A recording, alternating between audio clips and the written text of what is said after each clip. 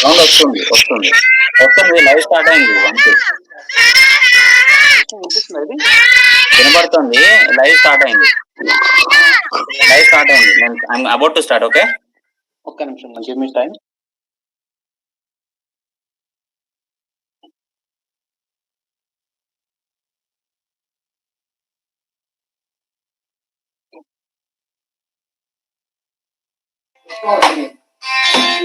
Very good morning to one and all.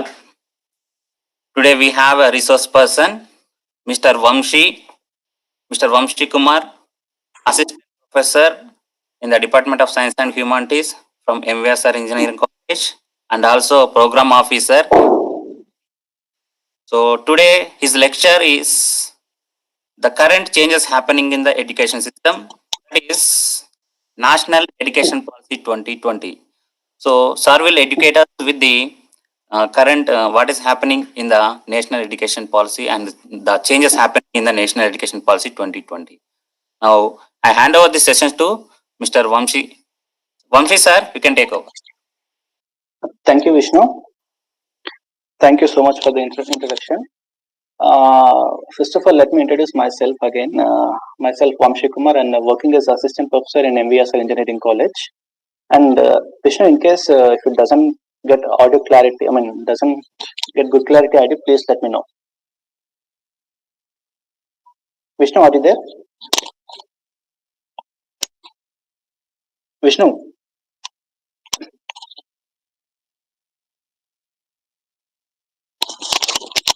Vishnu, unnara? Yes sir. Audio clarity undi kada? Yeah, very clear sir. Okay. Thank you. In case ఏమైనా problem వస్తే చెప్పండి నాకు. Sure sir, sure. So let me streaming also started sir. Yes sir.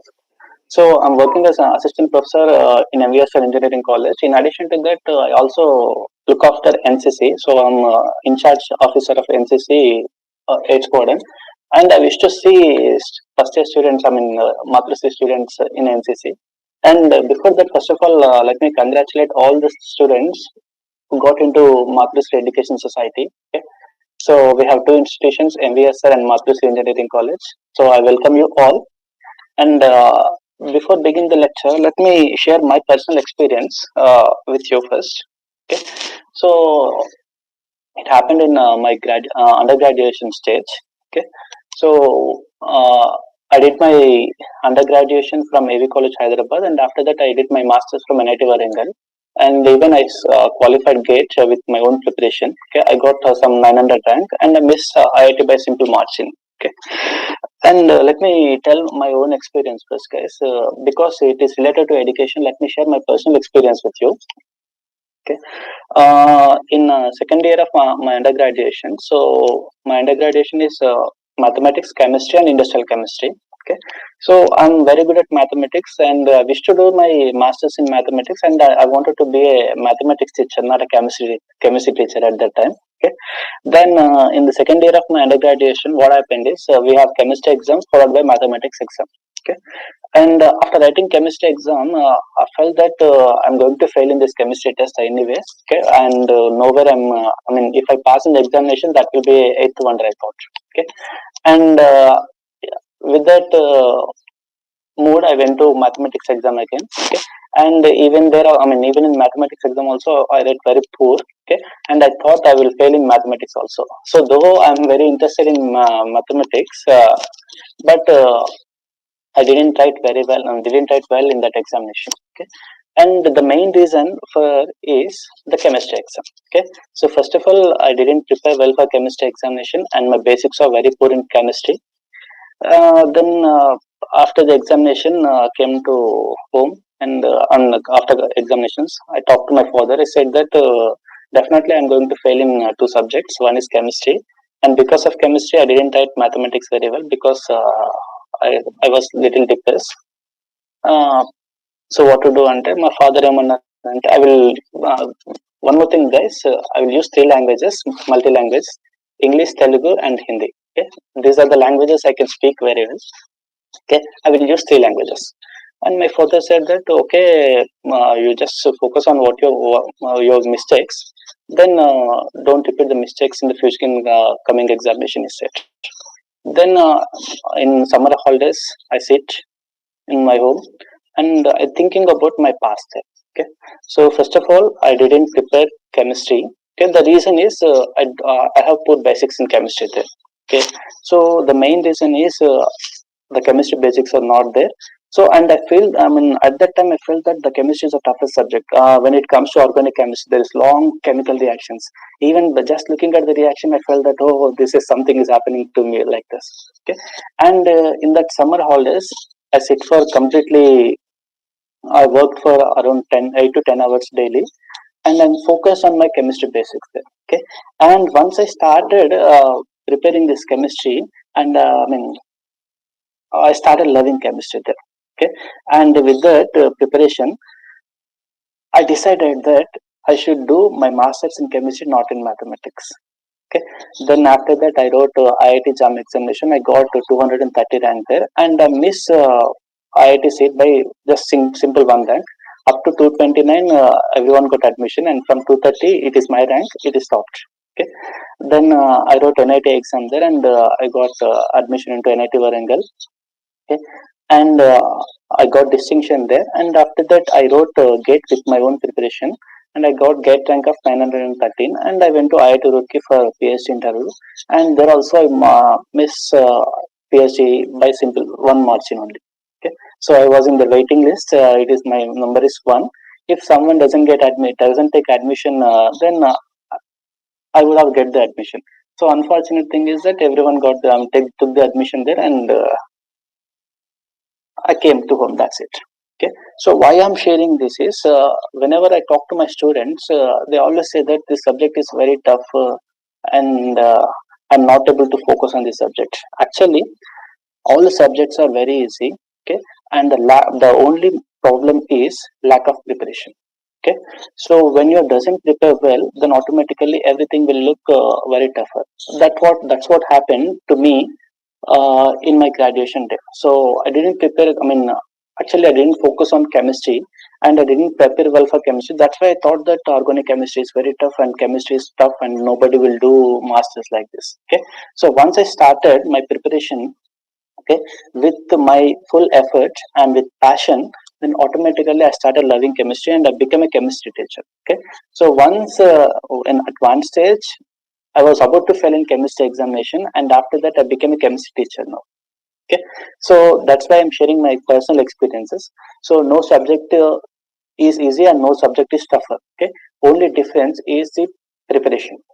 Okay, the way of preparation. Okay, so once you start loving any subject, and once you start studying with some passion, automatically you will learn lot of things. Okay, and the major thing what we are doing is we are preparing only for the examination. We are not learning the concept. Okay, so I always advise my students to focus on concept based learning rather than the memory based learning. Okay, so let me share my PowerPoint.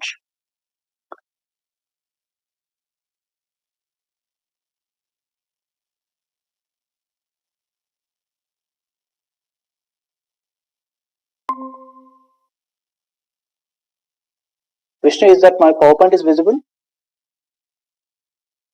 Vishnu.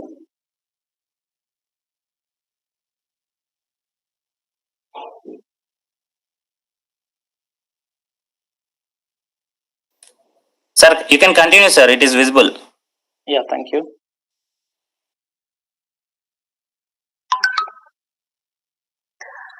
Right. As I said, I'm assistant professor in chemistry. Along with that, I'm in charge of NCC of NVSR unit, and it belongs to 228 Squadron, Secunderabad unit. Okay, and I will. I mean, we are going to begin our enrollment in the coming week. So, if any student interested, I will share my contact details with Vishnu, and he will share my details to you. Okay, so national education policy. So in July, Parliament passed a bill called New Education Policy. National, it is called as National Education Policy, and it composed of lot of things. And it will be, I mean, my entire presentation is focused on student oriented. Okay, there are many things were there. Actually, there are four parts are there in National Education Policy.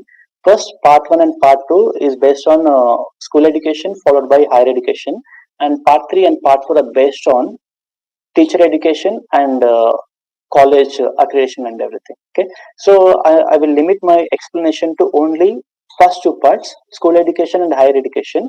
That's it. And I mean that's because I'm giving a presentation to students, so it is completely focused on student aspects. Okay, so before going into the actual education policy, let me quote few examples. Destiny of a country is shaped in its classroom. Okay, so the classroom education is more important. It is said by Rajni Kothari, a man without ethics is a wild beast let loose upon this world. And Mahatma Gandhi said, education is a basic tool for the development of consciousness and reconstitution of society. So he talked about people, society, and constitution. Okay, and he believed that education is a basic tool for the development of country. So now let me ask one guys, because it is a one-way communication, and I asked Vishnu to send a feedback link and the queries link. So at the end of the session, I will answer, and if you have any queries, please note it down, and please ask me at the end of the session. Okay. So what is the role of education? So coming to the current education system. So first we go into the school. Okay, ఏమేమి ఉంటాయో చూద్దాం ఒకసారి. So what is the role of education? Is it to facilitate earning of money? Maybe. Earning a degree. Okay, once you earn a degree, definitely you get into a job and definitely you will earn money, or getting a job. So earning money, earning degree, getting job. Is it the role of education or something else? Just think about it. And if the education role is only to earn the money or earn the degree or earn the job, get the job, then it is not the role of education. It is not an education, in fact. Okay, so just think about it. Okay, so coming to the stages of our school. So what is the current education scenario now? Okay, so first of all, you go into the school. Okay, and up to 9th class it is okay, and at the 10th class, when you comes to 10th class, the actual fight will start. Okay, so you are locked in a room, and there is a classes from morning 8 to evening 8, and you'll always focus on, like, I will show a video, I will demonstrate a video, and you will understand better. So what our current society is, I will tell you. Complete school, first thing ఏంటంటే you must get 10 points in 10th class. So even if you doesn't get 10 points, suppose if you end up with 7 or 8 points, you're called as a mediocre student. And the major problem with the society is they will judge you based on your grades, not based on your character. That's a basic problem with the society. Okay, if you in your school education, if you get 10 out of 10 points, and they will call you as a genius and you are a good student or something like this. And say for example, if you fail in the examination, they doesn't care about your character, and simply you say that you are the useless person. Okay, so this assessment is purely based on grades. Assessment is purely based on grades, and this should not be happen in the society. Okay, so we must respect a person based on his character, not based on his grades. Okay, so coming to the education system, complete a school, 10 points in 10th class and 10th class. Okay, it's completed, and after that, get into a good college. So as you know, in student language, I will say that it is Sri Chaitanya and Parana colleges. I don't want to name them. So get into admission. So preferably NPC with MSET or JE Advanced. Then after that, what we do, we must enter into engineering college. So preferably BTech, and if possible, you go preferably IIT, and if not, some top reputed colleges in local area. Okay, so and after that, get a job only software, preferably software. I'm saying. Okay, so when you are talking with a relative after 4 years, they will ask about your job, your profession now. Okay, so simply they will ask better what you are doing. If you say that some job other than software, okay, then social distance comes into the picture. Okay, they will see you as a corona patient, so automatically they will maintain some distance with you. Okay, so that's a problem with the society. Okay, and they will respect only when you get a government job or a software job.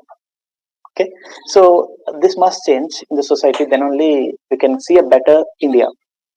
Okay, so ఏమేమి వచ్చేసాయి ఇప్పుడు మనకు complete school, get in to a good college, okay, and the college is known to you, and get a degree, preferably BTech, and get a job, software, and after that, so on it continues. And after that, get married to a good girl, and after that your kids will join, and your kid will repeat the same procedure. Okay, and your kid will also do BTech only. Okay, and in addition to BTech, there are n number of courses in the education system that we do not know. Okay, so actually we are going in a one way. Okay, so 10th, inter, MPC, BTech, software engineering, that's it. Okay, so I will explain the current scenario of school education system in this video. Let me connect.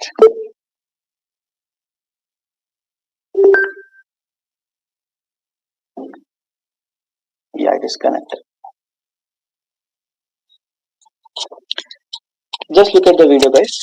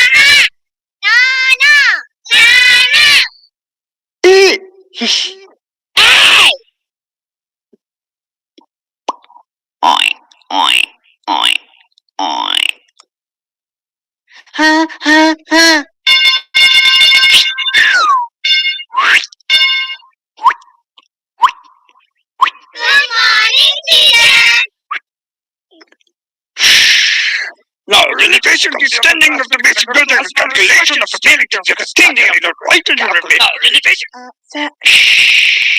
Meaning of the extending of the right to repeat. Calculation of the meaning of the extending.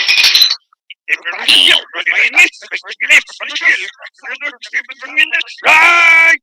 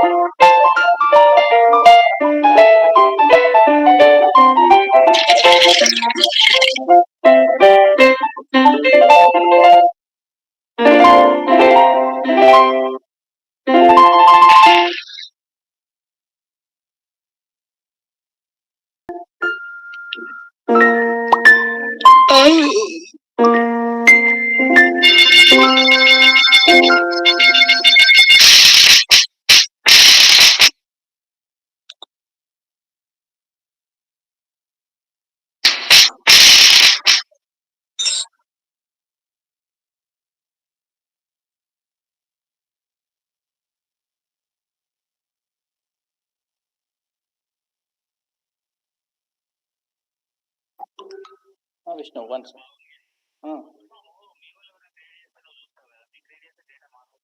నీకు వస్తే నువ్వు కొంచెం on behalf of student నువ్వు అడిగేసి. Yes. Okay.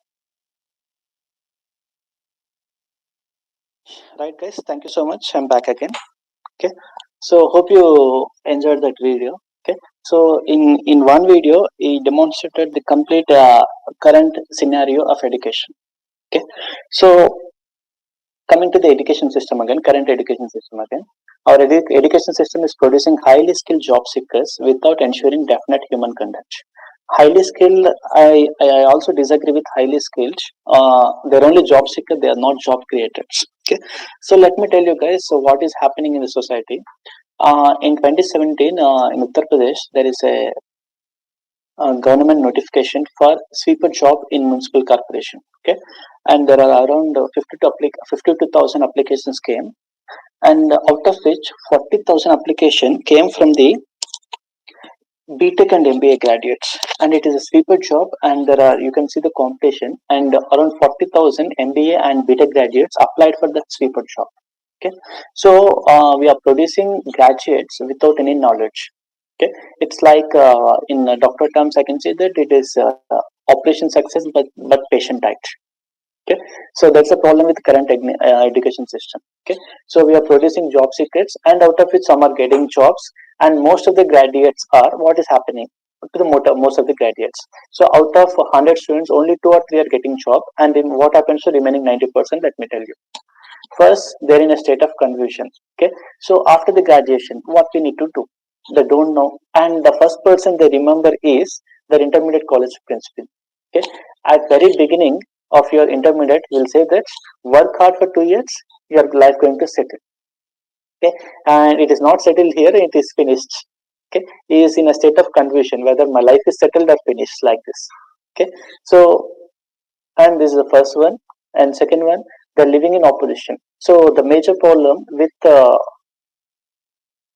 education system is they're living in opposition. I will tell you guys, and many people from engineering will join engineering without having any interest. Okay, so they choose engineering because of peer pressure, and I mean all the family members, all their family friends are doing engineering, so that I will also do engineering, and some will join by parent force. Okay, actually they are interested in some other things, but because of parent force or because of peer pressure, they will join in engineering, and after completion of engineering, they don't know what to do. Okay, so they are not willing to do the engineering job, and by 4 years they will forget what they are interested in. Okay, so that's why I say that it is, they are living in opposition and having a feeling of depression. So when you doesn't know what to do, then automatically you end up with depression, and that leads to suicides. Okay, so many graduates are committing suicides because of this reason. So one is they are in a state of confusion because our education system is not telling anything about what to do. Okay, it is telling about only complete a degree and leave the college. That's it. Okay, and our system also not producing highly skilled or highly employable graduates. Okay, it is only producing a mass number of graduates, but there is no quality graduates in our society. That's a problem, and even companies also expressing their concerns about the quality of education. Okay, and that's the reason central government proposed a policy called National Education Policy. It is also called as New Education Policy 2020. Okay, I will talk about 2020 in terms of students now. Okay, so this is the current stage. Coming to the current education scenario, in 1947 the literacy is 12%, and we have very good human values, and you can see this here. What Supreme Court said. In fact, in the earlier years, though the literate level was not high as it now, the human value had its own respect place in the society. Okay, so in 1947 we have very good human values and we have very good quality. But when it comes to 2011, according to 2011 census data, the literacy rate in India is 74%. But coming to the values and quality, it is declining. Okay, there is no quality as well as there is no human conduct. Please remember, guys. education doesn't mean that you must get a degree. So you must get a degree and you must leave the college as a graduate with a definite human conduct. Okay, without ethics, human ethics and values, every person is a waste. Okay, so our education system failed to achieve this thing. Okay, so that's why even Supreme Court is also asked for some reformations in the education system, and this was paper cutting from 2012, I guess, and 2012, and we have got reforms in 2020. Okay, so that's what I'm saying. Teaching kids to count is fine, but teaching them what to count is the best. Okay, so we are teaching them mathematics, saying that 1 plus 1 equals to 2, 2 plus 2 equals to 4, like this. But also teach them what counts. Okay, once you get into the society, what counts? Your character, okay, your human conduct, all this counts. Your values and ethics will count. Okay, so education should also focus on the character building, values and ethics, morals also. Okay, and our education system only focused on memory based exams, and that's the reason we have a lot of crimes happening in the society. Okay, and this is a picture sent by my friend Dr. Vikram Basava, is working in US now. So your child behavior and attitude will depends on how you raise them, and home is the first school and parents are the first teachers. Okay, and also modify this.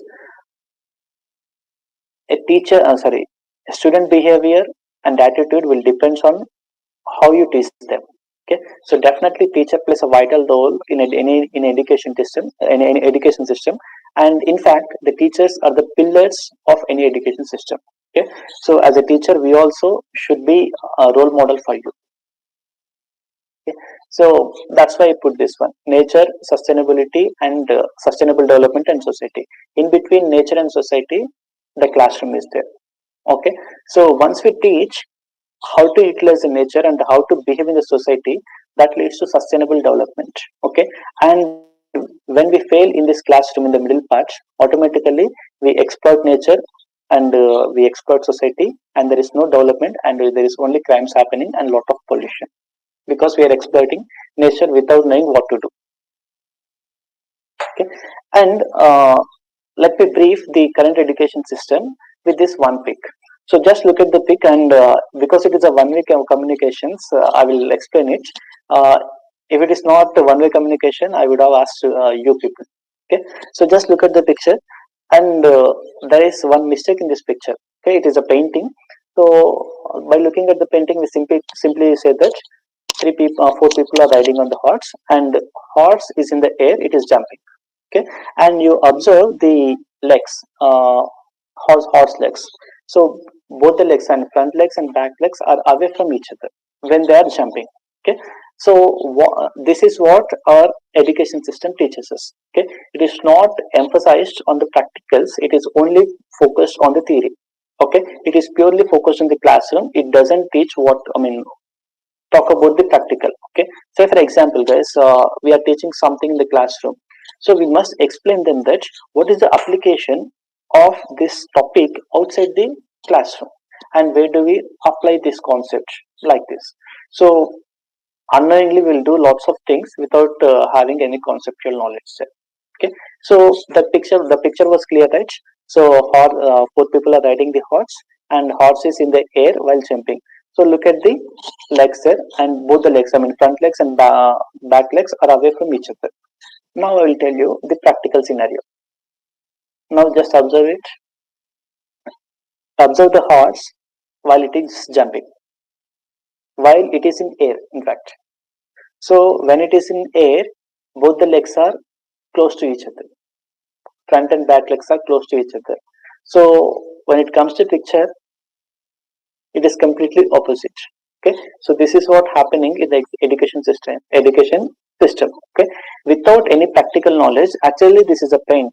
Okay, you do not have any practical knowledge. If he is a horse rider, then he would have drawn it perfectly. Okay, so without education without practical knowledge is waste.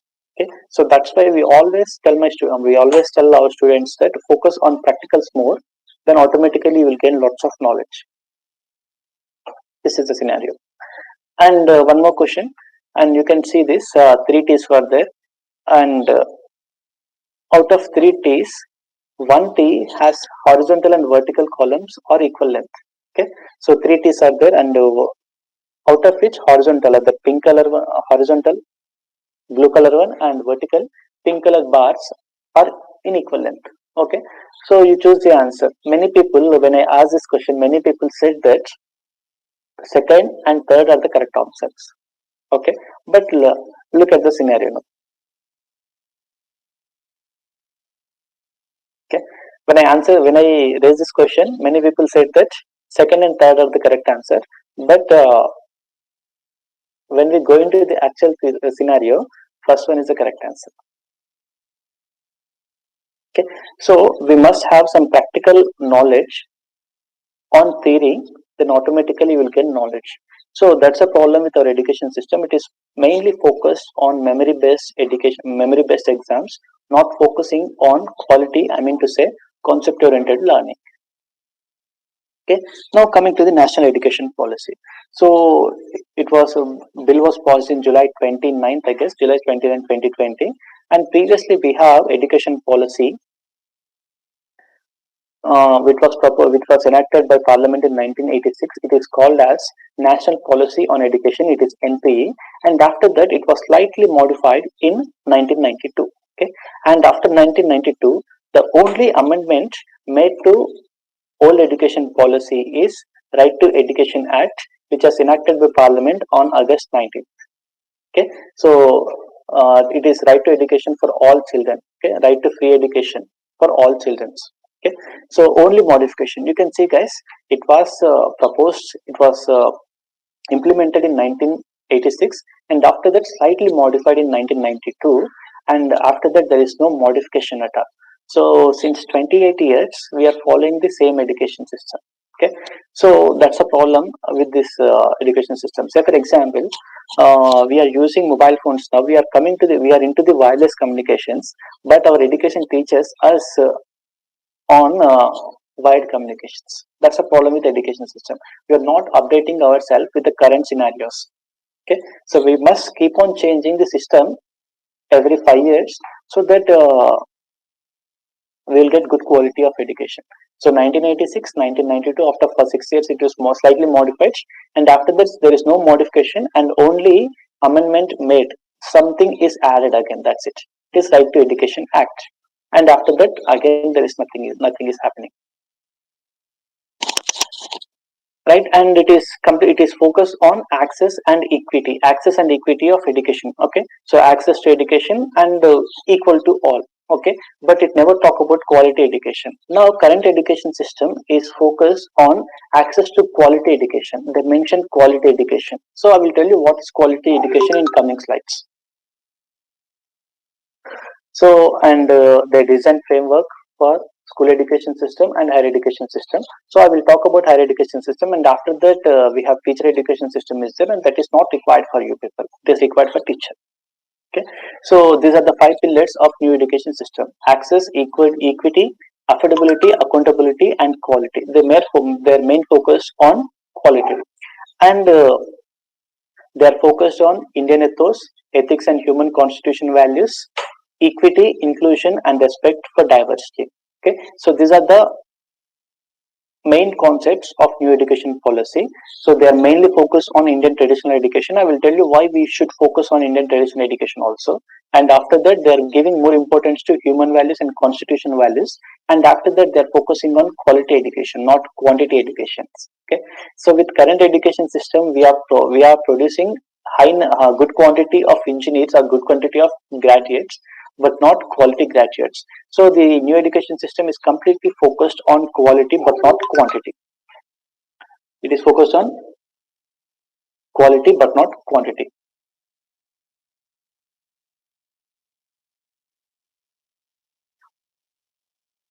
Right, coming to the school education system. So this is left one is previous academic structure and right one is new academic structure. So we have currently we have 10+2 academic structure. So class 1 to class 10 this comes under secondary school education, and from class 12 and class 11 and class 12 intermediate education. So we have 10 plus 2 education, and we have one board exam at the end of 10th class, and after that at the end of 11 and 12th class. Okay, so it is 10 plus 2 system, and preschool is there, which is not mandatory. Okay, and coming to the current education system, it was divided into 5 plus 3 plus 3 plus 4 structure. 5 plus 3 plus 3 plus 4 structure. So instead of 10 plus 2, we are following 5 plus 3 plus 3 plus and 4 plus structure. Okay, now coming to the what is happening in this new education system, I will tell you. So starts from the basics, and first 3 years, a child is sent into the Anganwadi, preschool or Balavatika, and it is completely based on play based education. Okay, and up to class 2, it is completely based on play based education, and in the first 3 years they sent into the play schools, Anganwadi, preschools or Balavatika, so that in the coming in the first 3 years, I mean, in general, according to science, medical science, a children brain starts developing before the age of 6. So that's why they're focused on before the age 6, and that's why they're more focusing on Anganwadi and preschool. And you will see, guys. So we have 3 years of Anganwadi preschool. It is called as KG, LKG, UKG, and after that 2 years class 1 and 2. And entire thing, this 5 years term is called as foundational course. And after that, the children will jump into class 2 to class 3 to class 5, and it is called as primary and preparatory. And in this at this age, from age 8 to age 11, I mean to say, from class 3 to class 5, now they will be introduced to some concepts of science, social sciences, arts, commerce, and everything. Okay? And from class 6 to class 9, and here everything will start. Okay, so it is called as middle school, and in the middle school, it is completely focused on concept oriented learning, not memory based learning. And also they also change the examination patterns. So what happening is, for at the end of every year we have annual exams, but with the current education structure, new structure, we don't have annual exam at the end of every year. So first of all, you will have an examination at class 2, and after that you have an examination at class 5, class 8, and after that class 10 and class 12. Okay, so we have 12 annual exams for there with the current academic structure, but it was reduced. You have examination at class 2, and you have examination at class 5, class 8, class 10, and class 12. Okay, and 6 to 8 is middle school, and after that from 9 to 12, it was proposed again in two phases. One is 9 to 10, and after that class 11 and class 2. Okay, so 9 to 10 in one phase, and class 11 and class 12 in second phase. Okay, but both the phases are falls into the same structure, and it is comes under secondary school. Okay, so earlier we have 10 plus 2 structure. One class 1 to class 2, class 10 is school education, and class 11 and class 12 or college education secondary. And it was completely changed to 5 plus 3 plus 3 plus 4 structure. So from 10 plus 2 to 5 plus 3 plus 3 plus 4.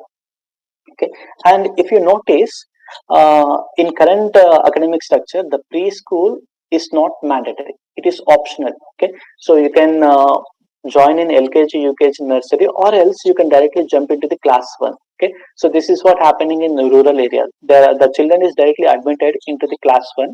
They won't have any preschool. But when it comes to new academic structure, the preschool was made mandatory. So you can see LKG, UKG, nursery, all these are KG, LKG, UKG, all these are made mandatory. And in previous academic structure, it was optional. Okay, you might take this preschool, or else you can directly join into the class 1. Okay, so what is happening in this current education system? So they launched a program called Early Childhood Care and Education. It is called as ECCE for schools, and it is completely focused on play-based education. Okay, so it is play-based education to reduce the dropouts. So first thing, when you see at any school, parents were happy. I mean, at the school gate, when you go to school gate at the morning, parents were happy, but children are very unhappy, and also they are crying to enter into the school, because after entering into the school, they are directly given textbooks and they ask them to read something like this. Okay, there is no playing time for the students there. Okay, so now they have modified it. Uh, the early childhood education completely focused on play-based activities. So play-based school, and in addition to that, they will also teach some things about reading, writing, and speaking skills. That's it.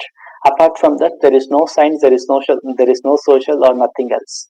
Okay, so they will have some playing activities, and after that, they will be teach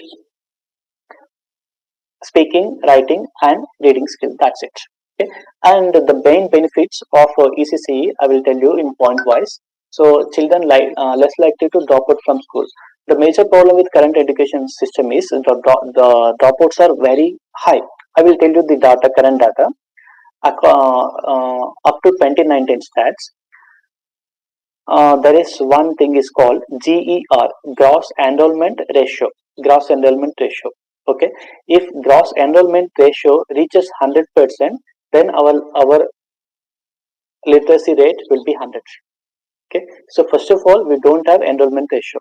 Okay, so the gross enrollment ratio up to class 8 is 90.9% according to 2019 stats.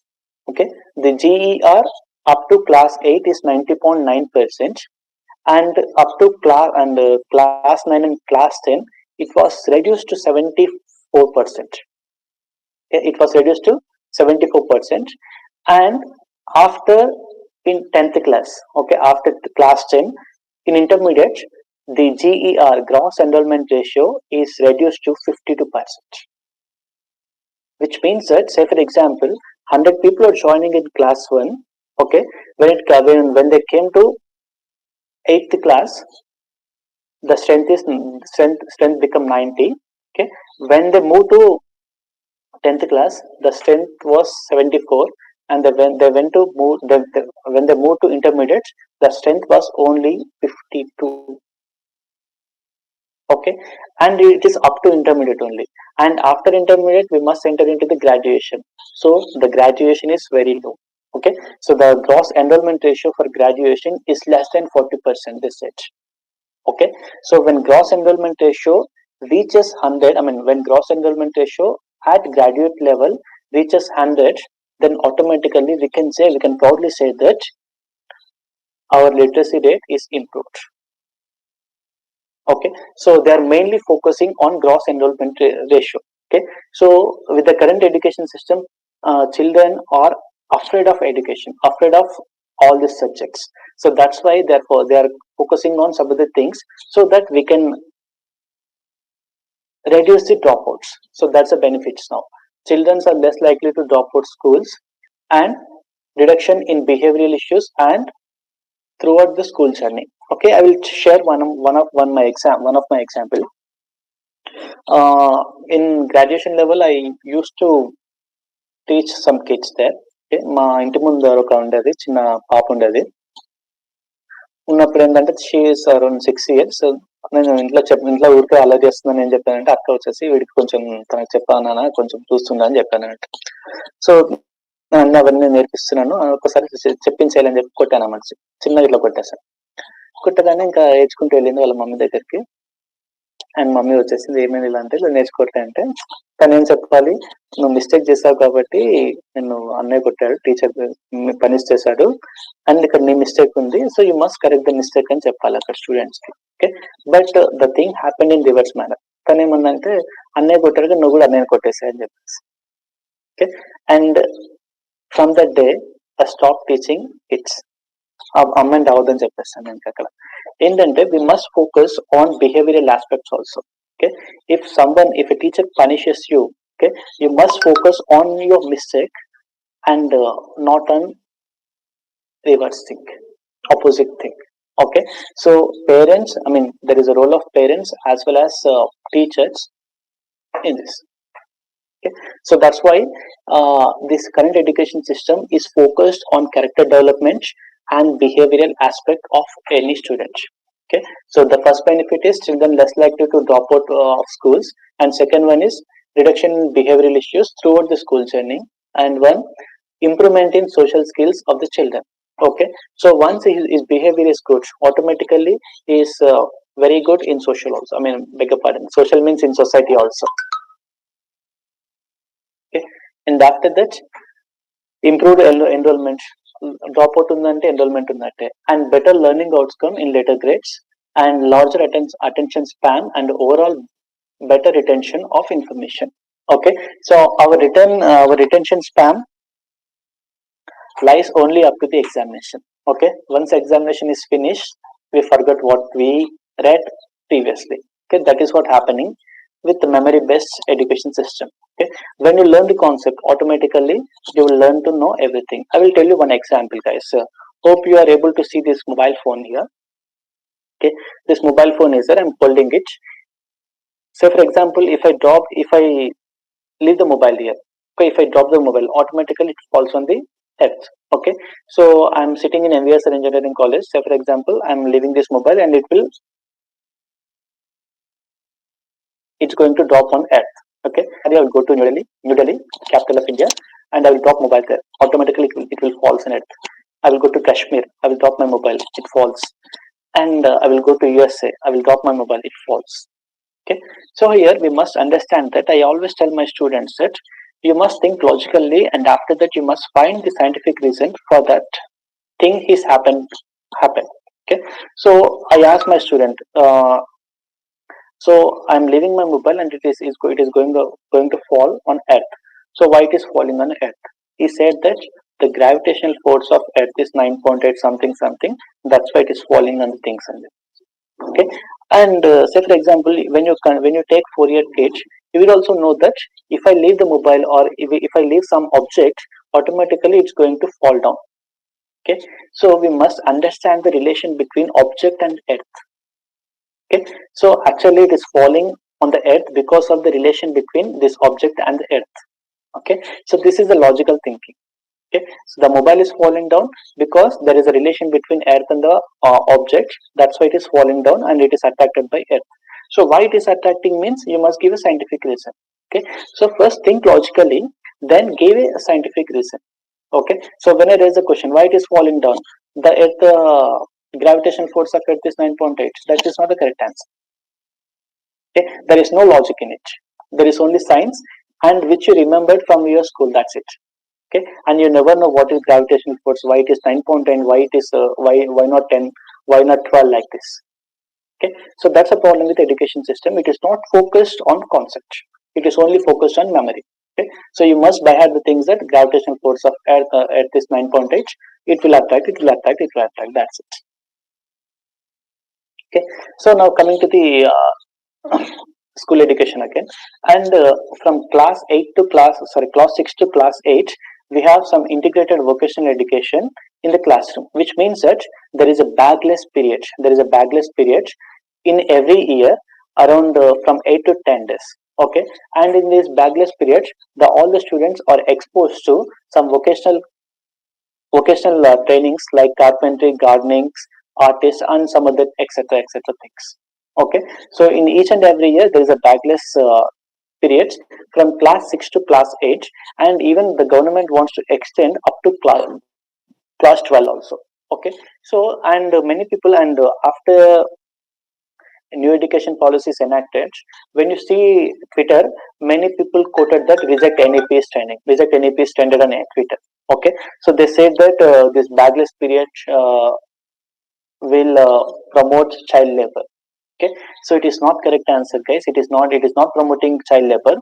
It is to increase the dignity of labor, I will say. Okay, so I will tell you a few examples of dignity of labor.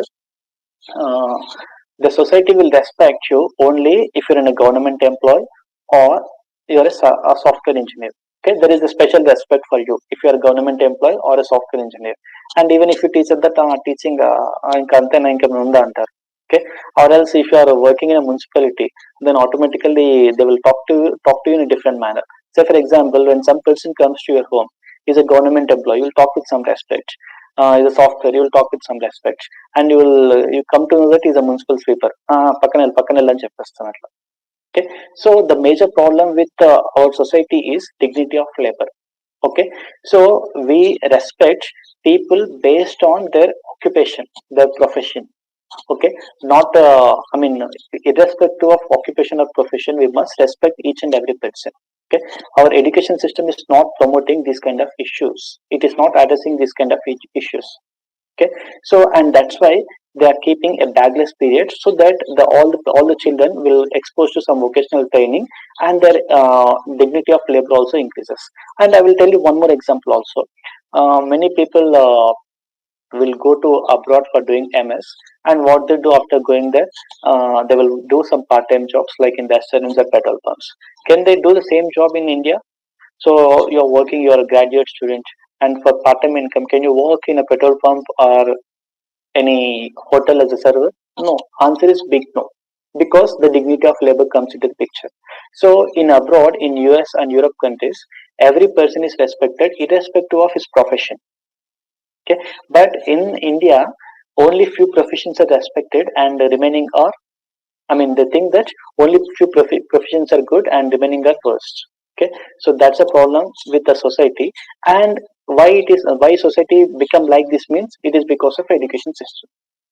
Okay, so whatever you do, whatever happens in the society, only it is because of education system. I can clearly say that it is only because of education system.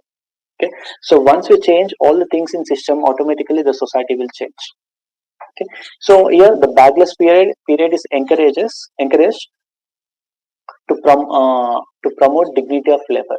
Okay, and they are exposed to some simple things: gardening, carpentry, painting, artistic art painting, and some sports activity like this, vocational craft quizzes, sports activities like this. Okay, and out of 365 days, only 8 to 10 days a bagless period is there, and student will be exposed to all these kind of things.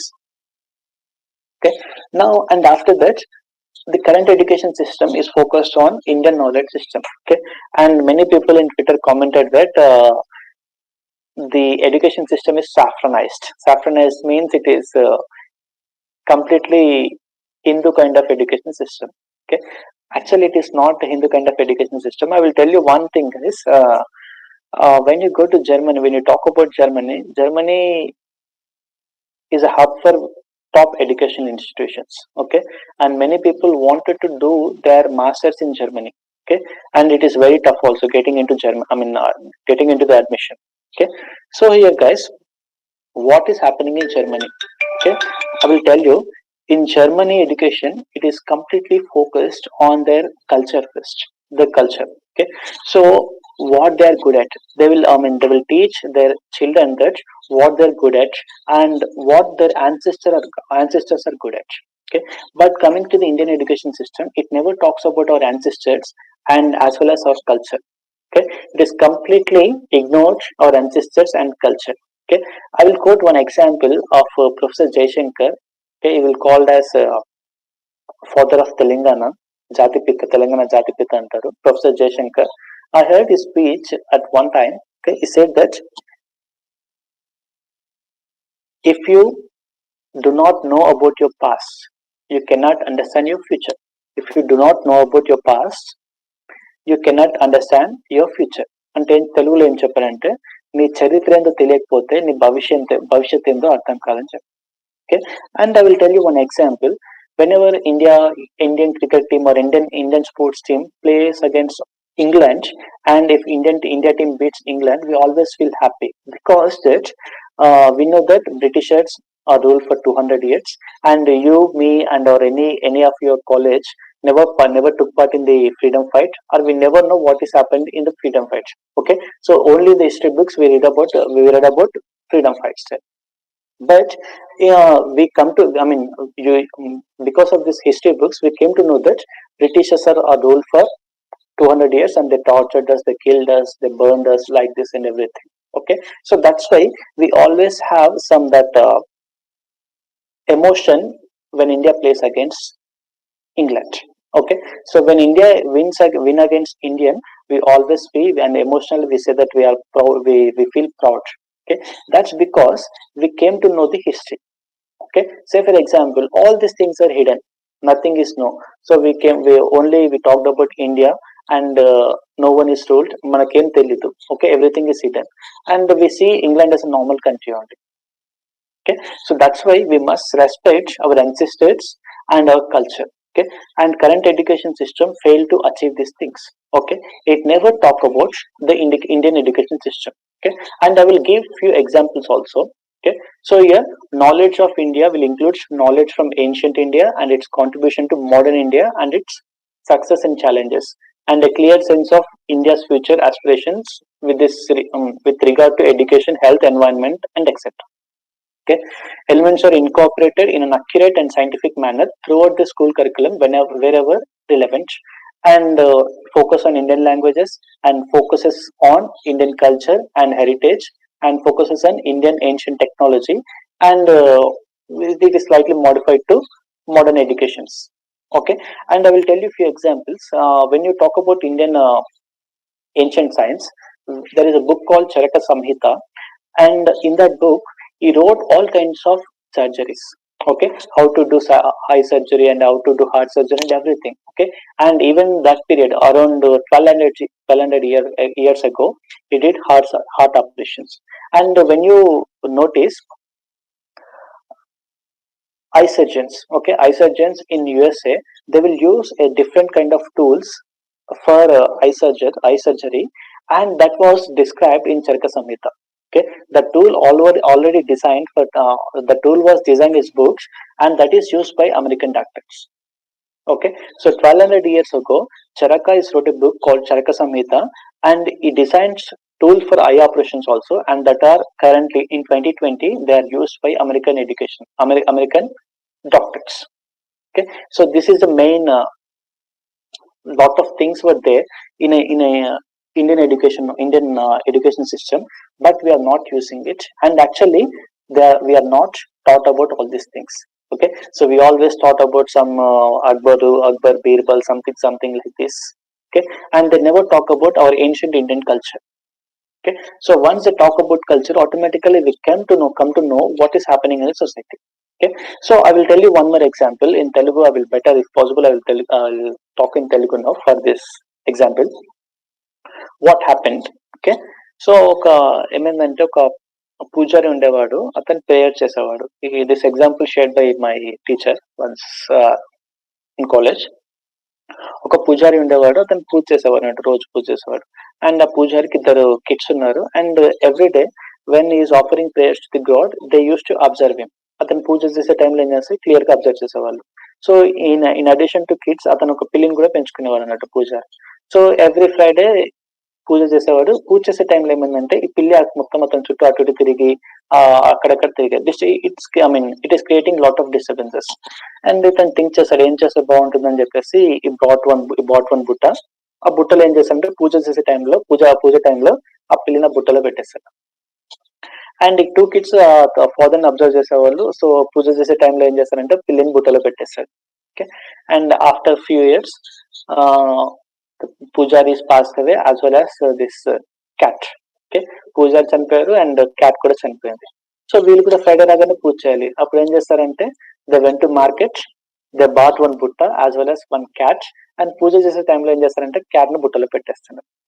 Okay, so the major problem is the father didn't convey why is keeping that cat in that. Okay, and the children thought that while offering prayers we must keep a cat in a butta. That's what happened in our education system. Okay, actually the ancient knowledge is not conveyed to us. That's why we think that the ancient knowledge is waste. Actually, once it is conveyed in a scientific way, automatically our views about our ancient knowledge will change. Okay, so that's the reason it is completely, this new education system focused on Indian knowledge system, and they are going to demonstrate some video documentary, and the students are encouraged to visit different structural monuments also. Okay, to know about our culture. Okay, and on this regard, I will quote few examples also in my next slides. Okay, so this is one example. I'm taking example which is very nearer to Hyderabad only. Okay, there are n number of examples in India, but I'm quoting few examples which is nearer to Hyderabad. So this is a temple called Chaya Someshwara Temple in Panagallu village, which is 85 kilometers away from Hyderabad. Okay, so you can see in the second picture, there is one shadow in the middle. Okay, so for example, guys, you go out and you stand in front of you stand there and observe your shadow. Okay, in the morning your shadow will be towards west side, in the evening your shadow will be towards east side, and throughout the day the shadow will rotate. The shadow will never remain at the same place. Okay, and it was built in 1200th century. They built in such a way that the shadow will always fall on the lingam, shivalingam. Okay, so whenever, I mean, 24 hours, 365 days, when there is a light, there is a shadow on Shivalinga. It never moves a millimeter also. Okay, so that's why it is called as mysterious Chaya Someshwara temple. Okay, so you can Google it if possible, and you can visit. It is very near to us. Okay, so it is mysterious Chaya Someshwara temple, and there is always shadow. You can see that there is always shadow falls on Shivalinga. Okay, and many people from US did research on this. Okay, why the shadow is not moving and why from where the shadow is falling. They did lot of research and they didn't know why it is happening there. Okay, so this is the technology used by our ancestors. This is a great technology used by ancestors, and one example. And one more example, I will quote Golconda also. Okay, so when you go to Golconda, uh, we have one room at the bottom and one room at the top. Whatever you speak here, it will be audible to that room at the top. Okay, so in 400 years ago, they used wireless communications. Okay, కింద ఏం మాట్లాడడం మొత్తం పైన వినిపిస్తుంది, and some echo technology is there in the very, I mean, at the entrance. So when you clock it, and automatically it will be, there is a echo. Okay, and echo technology in Golconda Fort you can visit. And this is Ashoka pillar at Somnath temple and iron pillar at Qutub Minar, Delhi. So these two are, when we talk about chemistry, we always talk about corrosion. Okay, so when you expose, say for example, guys, you take one iron metal and expose it to environment, automatically within 2 or 3 months it is going to undergo corrosion.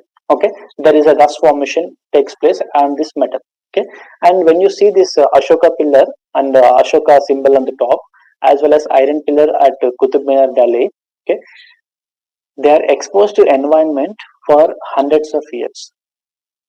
Okay, and even though they are not, they didn't undergo any sort of corrosion. Okay, so they designed metal in such a way, and they coated some with metal in such a way that they do not undergo any sort of corrosion. And we know, guys, Delhi is the most polluted city in entire world. Even though, even at that pollution also, mm, even there also, the iron pillars do not undergo corrosion.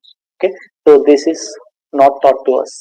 Okay, and this is music pillar at Ramappa temple, and it is carved in a such a way that it makes seven different sounds at 7 different places. So you can you take a stone, you knock it. Say for example, you take a big stone and you knock it.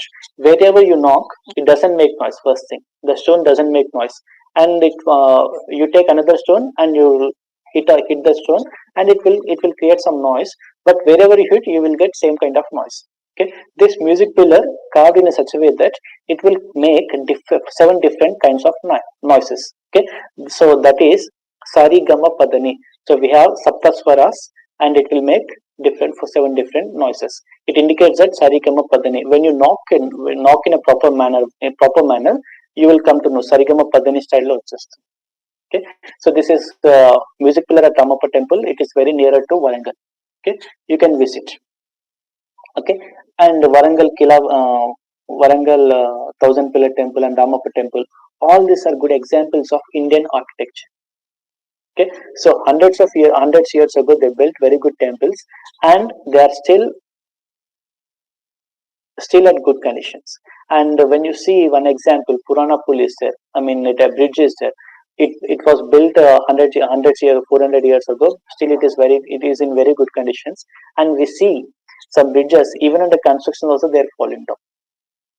Okay, so our ancient education system is not conveyed to us, and we think that the foreign education system, I mean, which is borrowed from Europe and Europe and American countries, we think that this is the best education system. Actually, it is not correct. Even they are borrowed our ancient education system and they are using it, and unfortunately, we Indians we are not using our ancient technologies. Okay, so that's why it is clearly emphasized on ancient Indian technologies and multi language and power of languages. And guys, many countries said that children, when they taught in their mother tongue, have a better grasping power. Okay, I will take two examples: Germany and China again. Okay, so I said that Germany is having good number of top institutions, and it is very difficult to get admission into Germany also. Okay, so when you apply for any university in Germany, the first condition is you must learn German. Okay, or else if you want to do your higher studies in China, and the first condition is you must learn is Mandarin. It is Chinese or Mandarin, both are same. Okay, so from the beginning, from school to higher education system, they always teach in their mother tongue. Okay, and only in India and some South Asian countries, we choose English as a medium, but many countries choose their mother tongue as a medium. Okay, so and because I mean, and many top countries said that educationalists in top countries said that when a student learn in his mother tongue, will have better grasping power and will have better concepts. Okay, so that's why the new education system is emphasized on learning in mother tongue. Okay, so from class 1 to class 10, if possible up to class 12, every subject, every concept is taught in his mother tongue. Okay, and we have English as well as Hindi. The three language system is continuous, and three language system means local language, local language, national language, and international language. For us, local language is Telugu, national language is Hindi, and international languages is Hindi. The three language formula is continuous, but all the concepts are taught in mother tongue, so that we'll have better grasp power and will have better understanding skills. Okay, so medium of instruction until grade 5, preferably grade 8 and grade on beyond. They say that up to 12th class they will taught in mother tongue, local languages or regional language. That's what I said. Okay, and high quality textbooks including science will be made available in home languages. The major problem with Telugu medium is uh, when you opt for Telugu medium, all the textbooks are available in English medium, and when you go for Telugu medium, there is no textbook available. Okay, so that's where the gap. Okay, that's why everyone is opting for English medium studies. Okay, once all these specified books, all high quality textbooks made available in mother tongue, automatically students will emphasize on their mother tongue only. Okay, so as I said, I guess so many developed countries around the world have amply demonstrated being well educated in one's language, culture, and traditions is determined, but indeed huge benefit to educational, social, and technological advancement. And I will tell you guys, let me share my example. I did my schooling in my village in Telugu medium. I did my intermediate in Telugu medium, and in graduation level, I shifted to English medium. Okay, and in nowhere of point of time, I didn't face any difficulty with the language. So please remember that language is only a barrier, not knowledge. Okay, not knowledge. Language is, I mean, English is only a language, but not knowledge. Unfortunately, that in India, English is treated as status symbol. If you speak in English, you are very good. You are super brilliant and intelligent, intellectual. You are a good person. And if you doesn't know English, you are useless. That's what our society creates Okay, so but it is not correct. Okay, English is a language but not knowledge. Please remember this. Okay, so you have a knowledge in any kind of languages. That's good. Okay, not only English. Okay, so thus every student in the country participate in fun project or activity on languages of India. Sometimes in grade 6 to grade 8, it is comes under Ek Bharat Shresth Bharat initiative. Okay, and also they are opening some universities based on languages also. Okay, and we have Pratishthitamulu Telugu Vishwavidyalaya is there. Like this, they will open in universities based on languages, only language universities in coming years. And many people question me this while I took class for my NCC students. His English is sidelined. Nowhere it is sidelined. I said that the three language formula is continued.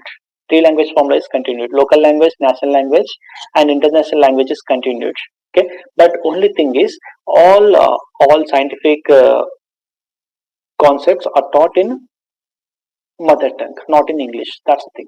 Okay, so as a language, you can learn English and you can do whatever you want, but here everything will be taught in mother tongue only.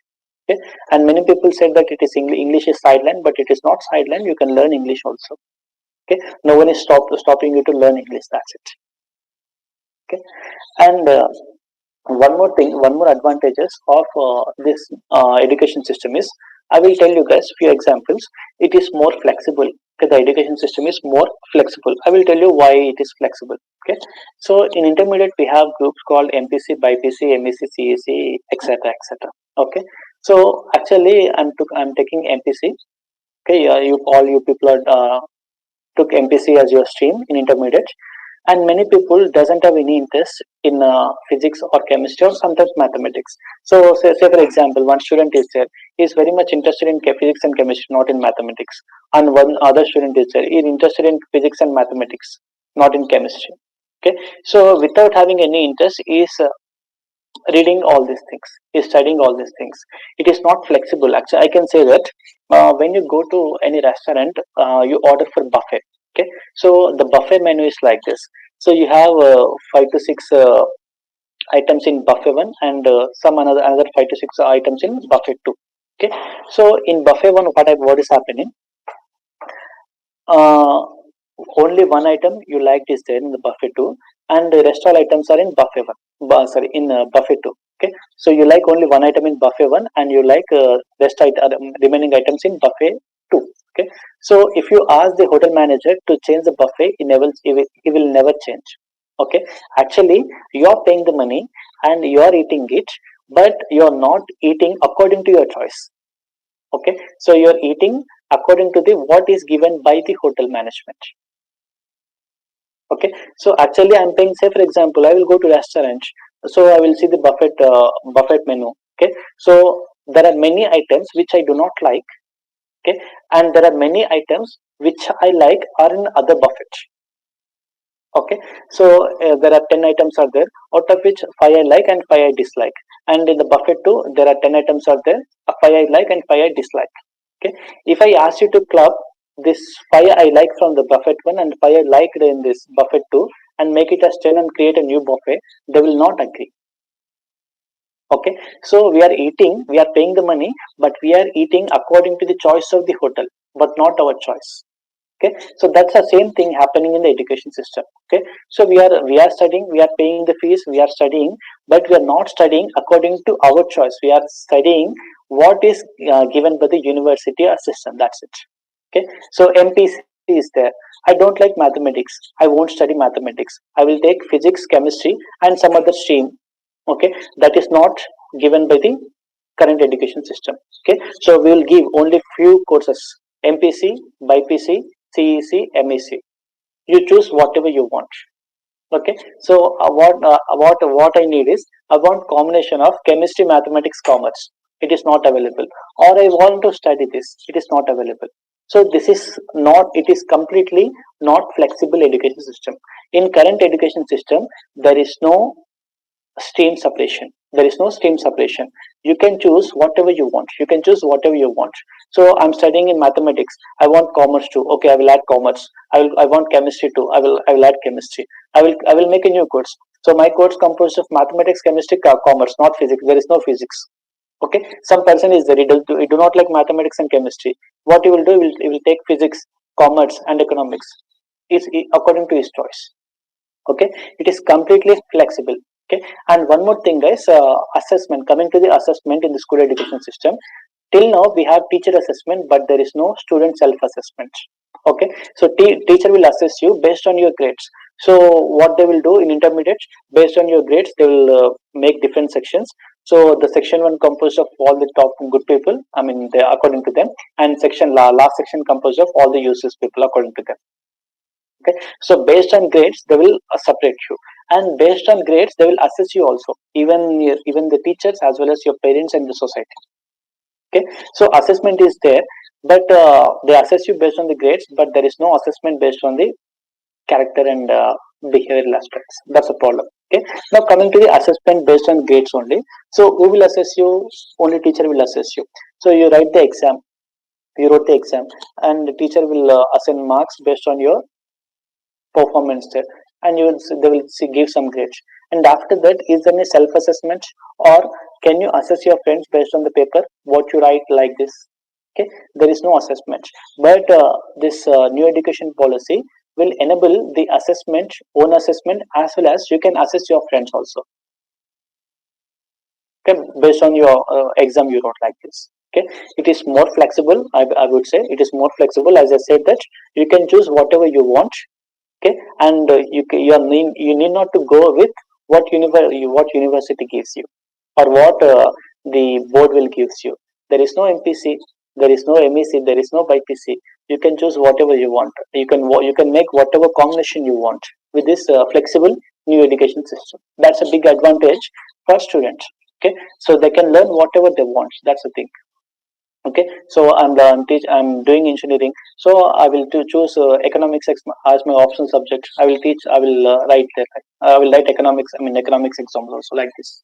Okay, it is more flexible, and in higher education it is even more flexible, I will tell you now. So coming to the higher education system now. So you're done with your schooling as well as intermediate. So it is completely comes under schooling only up to intermediate. So you're done with your plus two, and after that you entered into the graduation. So graduation either BTech, BE, or BSc, BCom like this. Okay. So the major problem faced by current education system is, I will tell you the major problems of present education system. Severely fragmented higher education system. Less emphasis on development of coordinated skills and learning outcome. Let me tell you this, it is severely fragmented. So you are joined into Mathurasri education system, education society, say for example, and you're going to know that Mathurasri is MEC is a very good society, and they offer very good teachers, as well as the system is very good. Okay, and the system offers only Bachelor of Engineering. Okay, some student is there, he wants to do BSc, okay, Bachelor of Science, or some person is there, he wants to do Bachelor of Commerce. Okay, but he came to know that the Mathurasri society is very good. He wants to do BSc or BCom in our college. Okay, in our Mathurasri education society, but that is not possible. Okay, so we simply say that in the beginning only we are putting the tagline that Mathurasri Engineering College. Mathurasri Engineering College. Please underline the word engineering college. Okay, so it is completely fragmented, and you take another college, XXX College of Sciences. They won't offer any engineering courses, and Mathurasri is there. We won't offer any science courses. We only offer engineering courses. This one good college is there, good college in science. They won't offer engineering courses. Okay, it is completely fragmented. It is completely fragmented.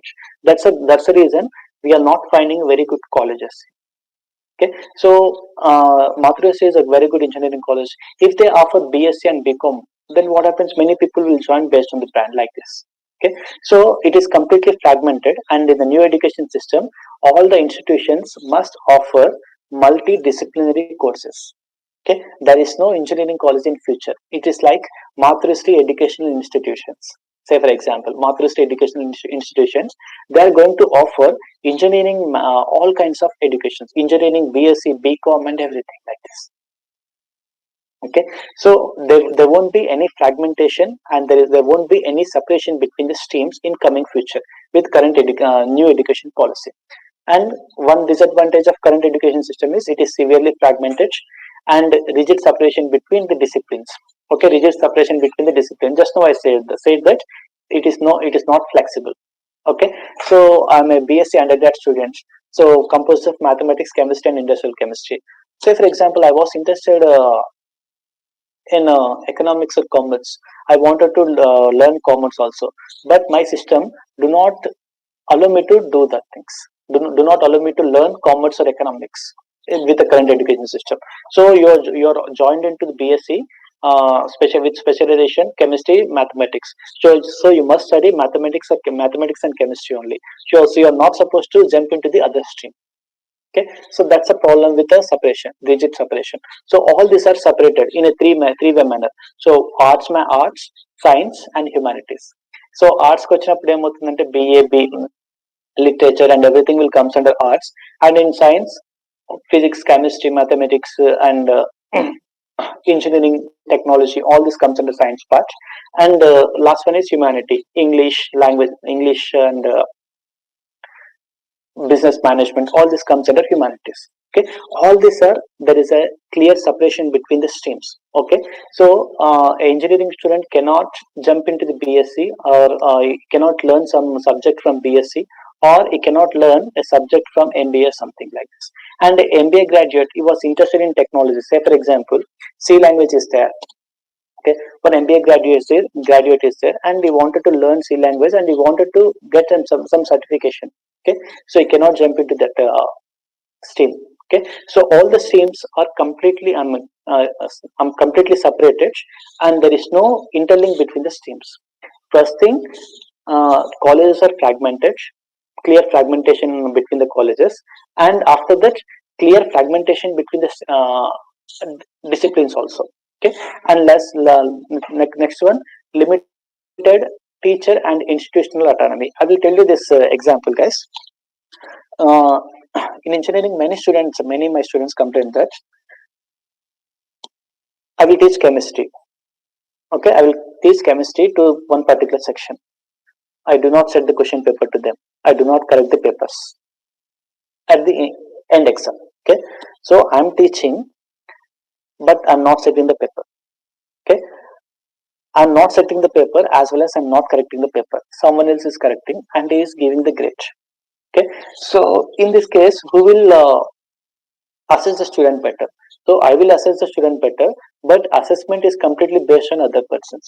Okay, so I'm teaching, X person is teaching, Y person is setting the paper, and Z person is correcting, and they're giving results.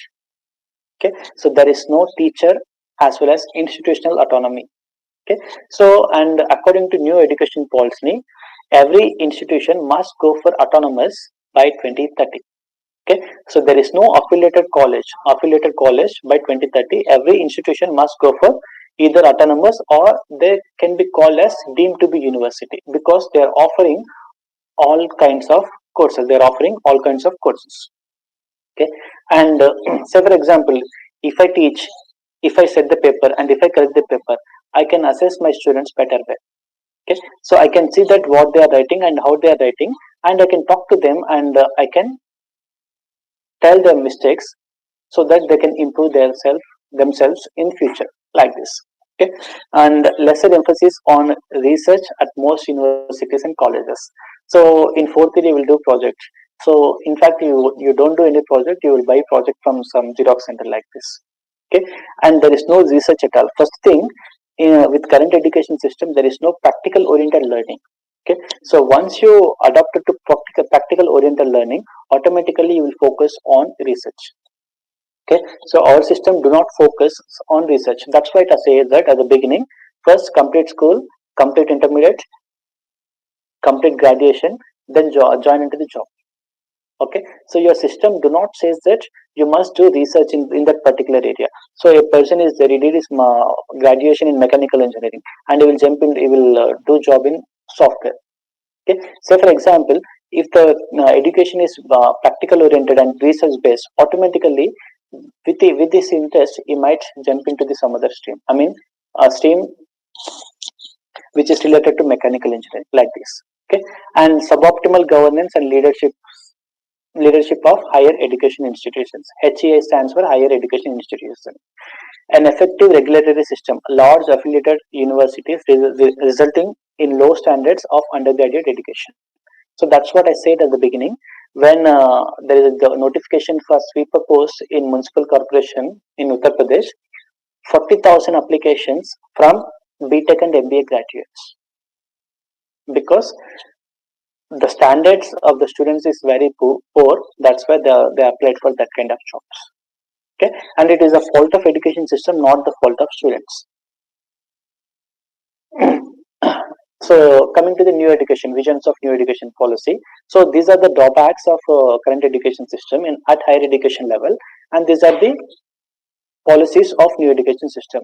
So moving towards higher education system consisting of large multidisciplinary universities and colleges with at least one in or near every district. Okay, so that's what I said, that there is no engineering college in coming future. It is only institution, Matrusri institution, MVSR institutions, or OU institutions. Okay, so they are going to offer multidisciplinary courses. So they are not only stopping with engineering; they are also offering BSc, BCom, every kind of engineering, every kind of education system, all composed of it is kind of a mini university. I can say it is a kind of mini university. And I said, and second one is moving towards more multidisciplinary undergrad education, moving towards faculty and institutional autonomy. That's what I said. There is no institution and faculty autonomy in previous education system. So it comes under faculty and institution autonomy, because every institution is going for autonomous. So a teacher will teach, and the same person will give the question paper, as well as same person will correct the papers. Okay, so revamping curriculum, pedagogy, assessment, and student support for enhanced student experiences. Establishment of national research foundation. Give me 1 minute, man. Malays, కొన్ని water ఉన్నాయా? Establishment of national research foundation to fund outstanding and peer-reviewed research, and to actively seed research in universities and colleges. So they are more emphasized on research and practical oriented education. And light but tight regulation by single regulator for higher education. Higher education. I will tell you this example, guys. They say light but tight.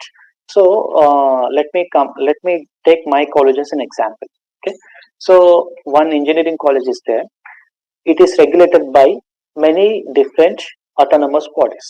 Okay, first thing, it is affiliated to university. So university will regulate us. First one, and all these institutions are accredited by, I mean, recognized by AICT. So AICT will regulate us. So first university, second AICT, and after that we are going for NBA accreditation, NAC accreditation, and NBA team will come, as well as NAC team will come, and they will regulate us. And in addition to that, we have UGC, and even we must follow the guidelines of UGC. So here, single institution is regulated by 5 different autonomous bodies: university, AICT, NBA, NAC, UGC, like this. Okay, and are they doing in a proper manner? Means its answer is no. There some colleges are good and some colleges are bad. Okay, and in this case, what they are doing, they are merging everything. Okay, so in coming future, there is no AICT, there is no MBA, there is no NAC, there is no university. Okay, so we have only one regulatory body. It is called as UGC, University Grant Commission, and only one body will regulate all the institutions in India.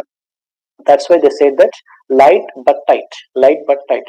So earlier we have 5 different bodies, and with the current system we have only one autonomous body that will regulate all higher educational institutions. That's why they said that light but tight. Now coming to the education system, I say that it is more flexible. Okay, there is no rigid separation between the streams. So I will tell you the streams now: science, humanities, and arts. Okay, so all these are separated with current education system. In new education system, there is no rigid separation. All are merged. You can do whatever you want. You are a science student, you can study art subject. You are a humanities student, you can study science subject. You are an art student, you can study both science and humanities subjects. There is no rigid separation. So I mean, you are an engineering student, you wanted to do music, you can take course in music also. You wanted to study commerce or economics, you can go to humanities. Okay, or you want to do some business management subjects, you can do it. And when our students is there, he is interested in some scientific science, some physics or chemistry things, he can do it. Okay, so there is no rigid separation between the stream. Earlier, so it is completely separated, and in the new education system, there is no rigid separation. All are merged. It is completely flexible. So coming to the higher education system, so undergraduate program will be available in 3 and 4 year duration. Say for example, BSc and BCom is there. It is 3 year undergrad program, and engineering is there. It is 4 year undergrad program. Okay. So as with the same as the previous structure, we have 3 year and 4 years undergrad program, and I will tell you what's the difference between these two now. Okay. So in each and every year, say for example, a 3 year undergrad degree and 4 year undergrad degree. 4 year undergrad degree. So give me a minute, man. I will drink some water. Sorry for the inconvenience.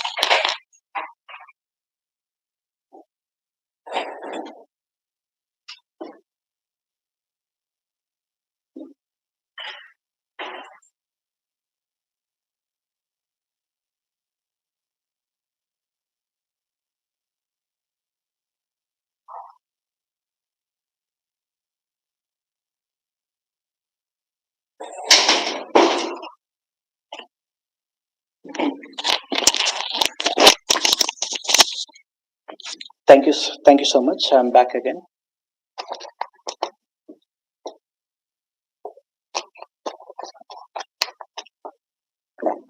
Hmm. So we have 3 year undergrad program and 4 year undergrad program, and after completion of first year, at any stage, we have multiple entry and exit options. Multiple entry and exit options. Say for example, guys, I will tell you one example. One student is there. He's a very good at studies.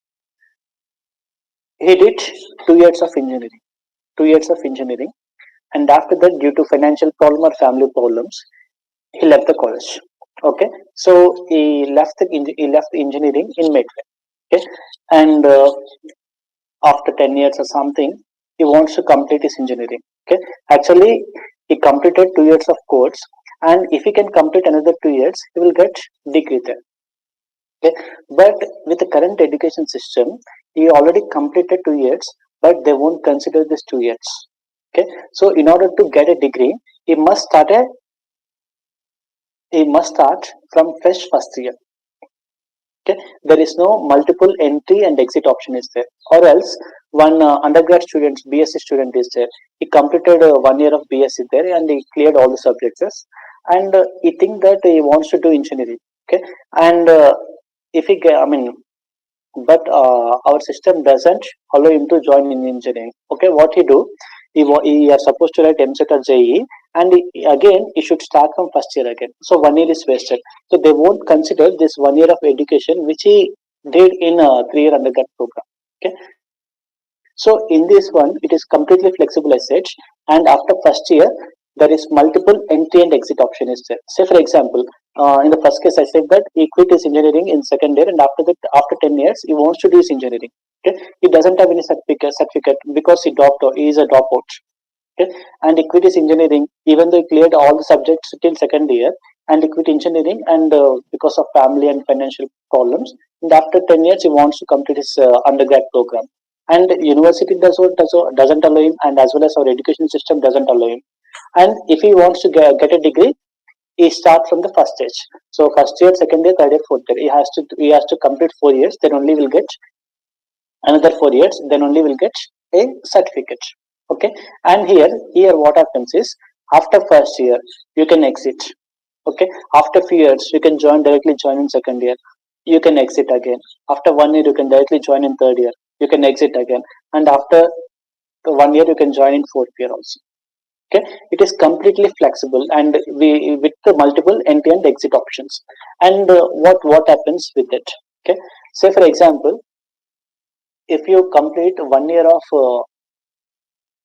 1 year in 3 year undergrad program, and 1 year and 2 years in 4 year undergrad program, you will get a diploma certificate. So you can when you exit, you will get a diploma certificate.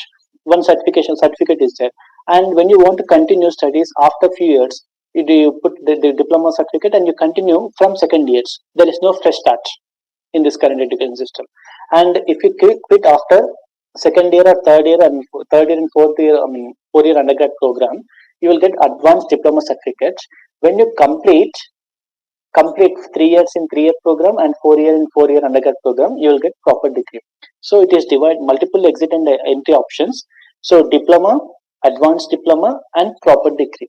Diploma, advanced diploma, and proper degree. So in each and every year, you will get a certificate here, not a memo. Okay, you will get a entry exit certificate like TC. Okay, and if you complete 4 years, so in this in the first case I said that you quit studies, you quit engineering after 2 years. So with the current education system, after 10 years you can directly admit into third year. Okay, so third year, fourth year, only 2 years of education, you will get a proper undergrad degree. Okay, and or else if we complete 1 year again, you will get advanced diploma. So earlier it was diploma certificate, and after completion of 1 year you will get advanced diploma certificate, and after completion of one more year you will get proper degree. Okay, it is completely flexible, and each and every year after first year there is multiple exit and entry option is there. Okay, so what is happening now? Okay, so here it is completely credit based, and one credit equals to 1 hour 1 hour of teaching and 2 hours of practical and field work.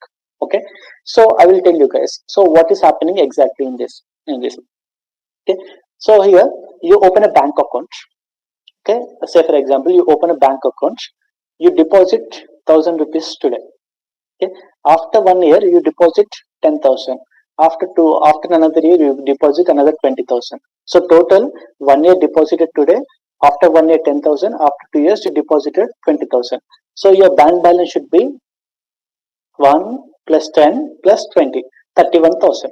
So bank is taking care of all your things, and it is putting in a savings account. Okay, and there is no account for this current education system. So what is happening?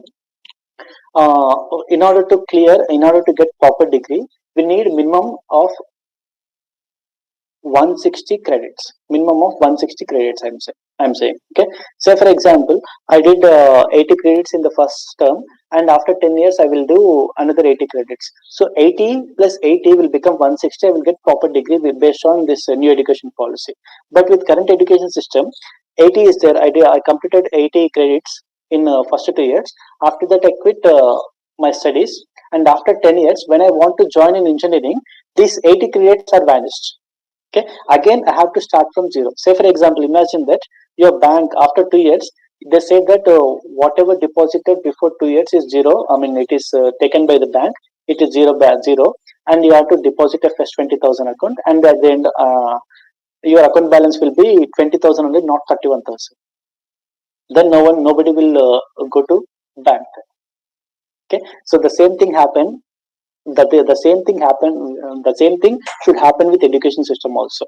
There should be academic bank of credits, and that can store all your credits. Once you satisfy the minimum number of credits, automatically you end up with degree. Okay, so 80 credits were there in the beginning. After 10 years I'm clearing the remaining 80 credits. 80 plus 80, 160 credits. The person must supposed to get a degree.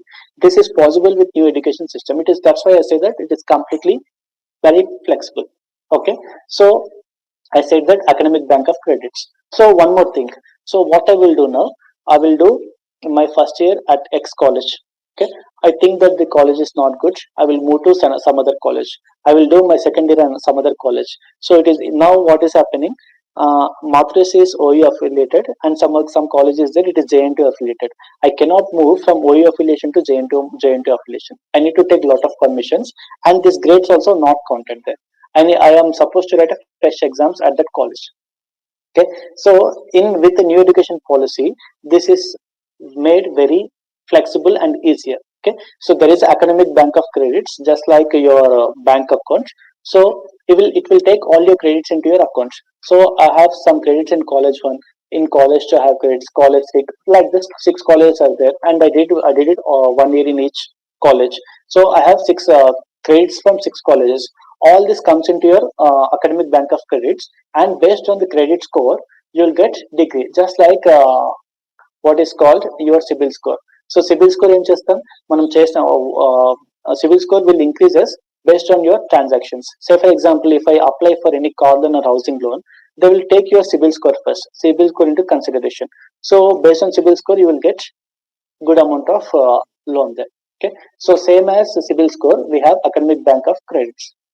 Okay, so all the credits in stored in a proper way, and based on the credit score, you are going to get proper degree or advanced diploma like this. And coming to the master degree again, so you finish undergrad program, and here master degree is 1 year and 2 years master degree. Okay, say for example, a BSc student is there. His undergrad program is 3 years, and his master will be for 2 years. So total of 5 years. In 5 years, he will get master degree. And for engineering students, 4 year undergrad program and 2 year master degree, 6 years. So in engineering, candidates will get a master degree after 6 years, but a science BSc or BCom student will get a master degree after 5 years. There is 1 year gap is okay. So that is minimized now. Okay. So say for example, I will tell you now. So we have 10 plus 2. After that, undergraduation, and undergraduation we have 3 year course. And so in when you do undergraduation with 3 year duration, your masters will be for 2 years. Okay. So and the second year of your master degree is completely focused on research. There is no exams. It is completely focused on research. You are supposed to write a thesis, and you are submitted to your research supervisor. Okay, and if you go to 4 year undergrad program, and your master degree is for only 1 year, and that is purely focused on research. Okay, so for example, if you are a student from BA, BSc, BCom, and your master degree is for 2 years, MSc, MA, MCom is for 2 years, and second year is completely focused on research. And if you are a 4 years UG student, then like I mean, it is 3 plus 2. And if you are a 4 year, example BTech, BE, and B Form, and your master degree is only for 1 year, and it is completely focused on research. There is no examination like you're in engineering. It is 4 plus 2 structure. So 3 plus 2 and 4 plus 1 at the end of 5 years, every student will get a master degree with the current education system. And in previous education system, 3 plus 2 is there, and here we have 4 plus 2. So a science student will get master degree in 5 years, and a engineering student will get master degree in 6 years. That 1 year gap is minimized now. Okay, and one more advantage is in engineering stream we have 4 years, and if the fourth year is a main part of engineering according to new education system, and it is completely focused on research. You learn about research there, and it is called as BTech program or BE program with research. Okay, so with such kind of programs, he is directly eligible for doing PhD. He need not to do masters again. Okay, so with the education system, first we have to complete 4 years of undergrad, and after the 2 years of masters. Okay, then we have eligible for applying PhD. But the new education system enable us to apply PhD after first year, after undergrad program. So and government discontinued MPhil. It is useless. I can say that. So thank you so much, guys. And it is completely student oriented. And there are faculty oriented is there. I need to take from my faculty. Vishnu.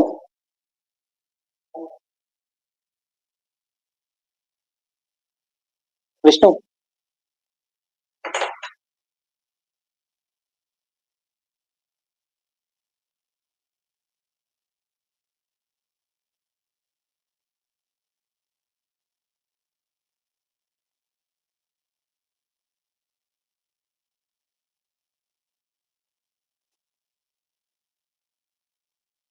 I guess Vishnu is busy, is not there. Okay, sir. Okay, sir. Vishnu, phone చేస్తున్నాను ఇక్కడ. Any doubts, Vishnu? Yeah, Vamshi, sir. Thank you. Thank you, Vishnu. Actually, we have enabled a live chat. Okay, okay. Question hour. Whatever the query you have, you can post it in the live chat. Sir will answer you. Okay, sir. Okay, sir. Vishnu, phone చేస్తున్నాను ఇక్కడ. Any doubts, Vishnu? Yeah, Vamshi, sir. Thank you. Thank you, Vishnu. Actually, we have enabled a live chat. Okay. Vishnu, I'm getting echo. Whatever the query you have, you can post it Vishnu. in the live chat. Sir will answer you. Getting echo. Okay, sir. Okay, sir.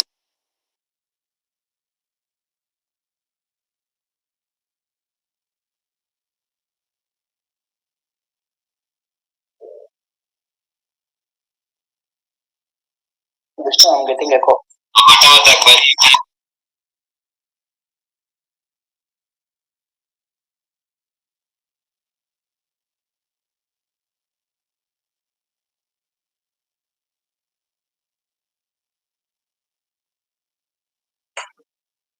Sir, one student is asking about NCC, whether NCC will be there. Yeah, NCC will be there for them. Okay. So, I mean, NCC, NSS, all this comes under extracurricular activities, and I'm not talked about any extracurricular activities in my PowerPoint. Yeah, Okay? one more. Everything. Sir, annual exams will have on 2nd, 5th, 8th and 12th standard. Yes. We have annual exam. That's what I said. So after second class, after fifth class, and after eighth class, and 12th class, before 12th, we have 10th class exams also in the new education system. That's why I said that 4 year will be divided into two phases: 9th, 10th, and 11th, 12th. So we have exams at the end of 10th, and we have exams at the end of class 12. Yeah. So they don't have 10th exam. No, they have 10th exam. Okay. Okay, It is sir. called as phase 1 of higher education. Phase 1 of higher education. Right now we have AICTE, UGC, like Medical Council of India. So different bodies we have which are looking after different streams. Yes. So what about these bodies in NEP, sir? Oh, no.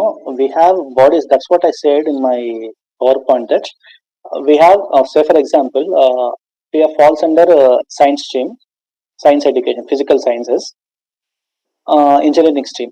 So our college is, our institution is regulated by university, AICT, UGC, NAC, and NBA. Okay. So now with the new education policy, all these are matched. There is only one autonomous body which can regulate all engineering colleges or all science colleges in India. Okay. So there won't be any AICT in coming future. What about NAC and NBA, sir? Everything will be removed. Everything will be comes under merged into one body. Okay, so one body is there. Once you affiliated, once you accredited, then automatically everything will be comes into accreditation. That's it. Yeah, some student is asking, sir. In the beginning, you said NCC enrollment will be in next week. Yeah, yes. No, we will send a notification to the college.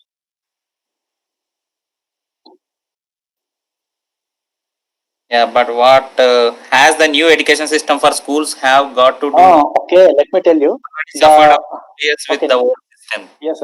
Vishnu, the new education system is not applicable to them also. Okay. So if they start implementing new education systems from next year, okay, engineering రావాలంటే ఇంకో 10 సంవత్సరాలు పట్టేస్తుంది. Okay, so all your students are will be the products of current education system only. Okay, so they were never related to new education system. Not applicable to our current engineering students. Current it is not applicable to current engineering students. Okay, they must follow old curriculum only. So after 10 years, that's what I said, that by 2030 every institution must go for autonomous. So after 10 years, it will take another 10 years for comes into the engineering stream implementation. Okay, so sir. It is definitely an enlightened session. our students, first year students, newly joined first year students are completely, so they have understand about this national education policy, and they will bring into the society also, because they are budding engineers. After 4 years they will see this new education system implemented in the schools first. Okay, so Yes, it slowly goes on increasing. Okay, so level by level, by that time they will have an idea, and they can choose a proper way, and they can guide the next generation. yes. So Unfortunately, the students cannot choose now. They can guide on. They can only guide in future. That's it. yes sir, yes sir. Thank you sir. Thank you, Vishnu. And Students, the next I session will be at 1:15 in the afternoon. Have your lunch and be ready again in the YouTube live streaming. The I topic will thank Vishnu once again. I thank Vishnu and Sandhya Madam, Dr. Shekaram Sir, and more importantly, our dynamic principal, Dr. Hanmantrao Sir, for giving me this opportunity. And I thank our management members, Honorable Chairman Sir KP Srinivas Garu. I thank Chairman Sir for giving me this opportunity to speak and to work in his institutions. Thank you so much, Vishnu. yeah, thank you Vamsi sir. Have a great day sir. Thank you.